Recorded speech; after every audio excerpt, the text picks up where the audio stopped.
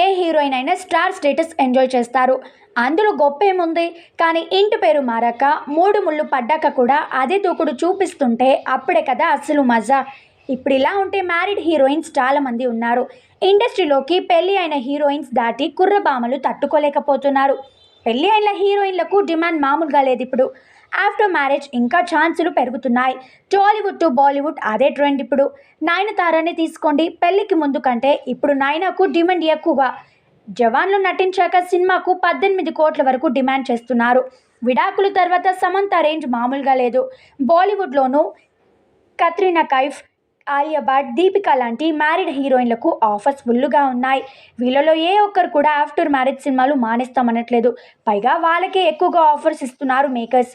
ఆలియా భట్ అయితే వరుసగా lady oriented సినిమాలు చేస్తున్నారు. తాజాగా ఈ లిస్ట్లోకి కీర్తి సురేష్ కూడా చేరిపోయారు. వీళ్ళు ఏ ఒక్కరు కూడా ఆఫ్టర్ మ్యారేజ్ సినిమాలు మానేస్తామనట్లేదు. కియారా అద్వానీ కూడా పెళ్లి తర్వాతనే దూకుడు పెంచేశారు. తెలుగులో ఈమె ప్రస్తుతం గేమ్ చేంజర్లో నటిస్తున్నారు. ఇది హిట్ అయితే అమ్ముడు జాతకం మారినట్లే. మొత్తానికి పెళ్ళైన భామల హవా ఇలా నడుస్తుంది.